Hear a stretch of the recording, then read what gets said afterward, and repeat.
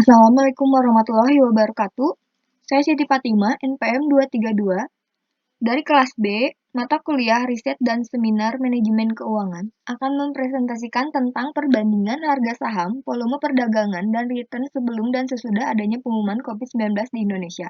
Nah, studi kasus ini dilakukan pada perusahaan manufaktur subsektor industri barang konsumsi yang terdaftar di Bursa Efek Indonesia tahun 2020. Bab pertama, yaitu pendahuluan. Latar belakang. Tahun 2020 ini merupakan tahun yang mengkhawatirkan seluruh negara, tanpa terkecuali negara Indonesia. Hal itu disebabkan munculnya wabah COVID-19 di Wuhan, Cina, dan menyebar ke seluruh penjuru dunia. Virus ini telah menyebabkan berbagai macam dampak yang signifikan, tidak hanya berdampak pada kesehatan masyarakat, tetapi juga pada perekonomian di Indonesia. Pandemi ini masuk ke Indonesia pertama kali diumumkan oleh Presiden Joko Widodo pada 3 Maret 2020, dan sebagai hasilnya, indeks harga saham gabungan Indonesia bergerak menuju tren menurun. COVID-19 yang ganas telah membuat investor lari kocar-kacir dari pasar saham. Penetrasi virus ini terhadap pasar modal terdapat cukup serius. Selain itu, mempengaruhi tingkat keputusan investasi dari beberapa investor, sehingga terlihat begitu signifikan dampaknya. Virus ini juga membuat kondisi mental investor menjadi panik dan membuat pasar saham mendapat tekanan hebat. Nah, meskipun demikian, bisnis industri makanan dan minuman menjadi primadona. Bisnis ini masih menjadi satu dari sedikit industri yang mampu bergerak tegak di tengah terjangan pandemi COVID-19. Nah, lalu ada identifikasi masalah dan tujuan. Identifikasi masalah yang pertama adalah bagaimana keadaan harga saham, volume perdagangan, dan return terhadap perusahaan manufaktur sektor industri sebelum adanya COVID-19.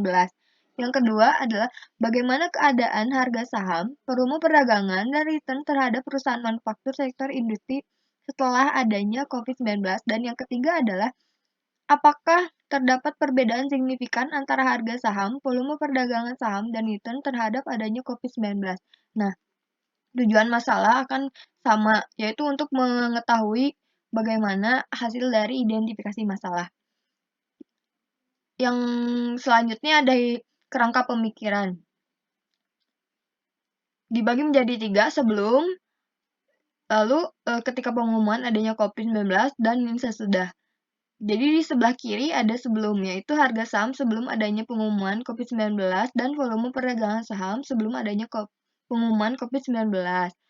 Lalu setelah pengumuman ada harga saham setelah adanya pengumuman COVID-19 dan volume perdagangan saham setelah adanya COVID-19. Hipotesis yaitu yang pertama terdapat perbedaan yang signifikan antara harga saham sebelum dan sesudah adanya pengumuman COVID-19 di Indonesia.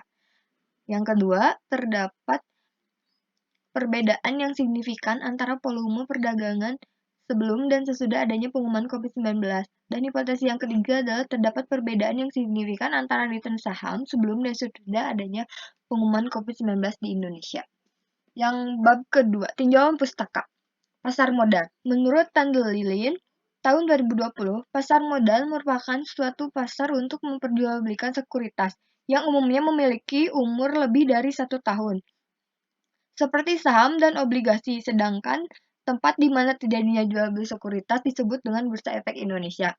Nah, lalu yang kedua ada harga saham. Menurut Sartono, tahun 2008, harga saham terbentuk melalui mekanisme permintaan dan penawaran di pasar modal. Apabila suatu saham mengalami kelebihan permintaan, maka harga saham cenderung naik. Sebaliknya, apabila kelebihan penawaran, maka harga saham cenderung turun.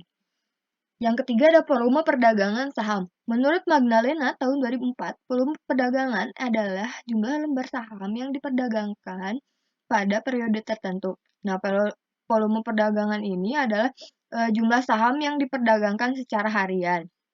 Lalu yang terakhir ada return saham. Menurut Brigham dan Houston tahun 2014, return atau tindak pengembalian adalah selisih antara jumlah yang diterima dengan jumlah yang diinvestasikan dibagi dengan jumlah yang diinvestasikan. Lalu ada metode penelitian. Nah, metode yang digunakan dalam penelitian ini adalah penelitian kuantitatif. Sedangkan pendekatan yang dilakukan adalah pendekatan deskriptif. Lalu Data yang digunakan dalam penelitian ini adalah data sekunder dari perusahaan manufaktur subsektor industri barang konsumsi yang terdapat di Bursa Efek Indonesia tahun 2020. Di antaranya tanggal pengumuman adanya data tersebut diantaranya adalah tanggal pengumuman, lalu harga saham penutupan harian, 30 hari setelah pengumuman dan sebelum pengumuman, ya. Lalu yang ketiga ada IHSG, yang keempat jumlah saham yang diperdagangkan atau volume, yang kelima jumlah saham yang beredar. Subjek dan objek penelitian. Subjek penelitian dari penelitian ini adalah seluruh perusahaan manufaktur subsektor Indonesia barang konsumsi yang terdaftar di Bursa Efek Indonesia. Nah, objek penelitiannya adalah sesuai dengan permasalahan tersebut, yaitu mengenai perbandingan harga saham, volume perdagangan, dan return saham. Nah, populasi dan sampel. Populasi dalam penelitian ini adalah seluruh perusahaan yang masuk dalam sektor manufaktur, subsektor industri barang konsumsi di BEI tahun 2020 yang berjumlah 52 perusahaan. Nah, pengambilan sampel ini dilakukan dengan purposive sampling dan kriteria tertentu antara lain. Yang pertama, hanya memiliki saham-saham yang masuk ke dalam saham syariah. Yang kedua adalah tidak melakukan stock split karena stock split itu menyebabkan bias dalam perhitungan return saham. Nah, ini adalah nama-nama saham yang sudah diolah oleh peneliti, yaitu saya, ada 27. Yang lalu selanjutnya ada operasional variabel.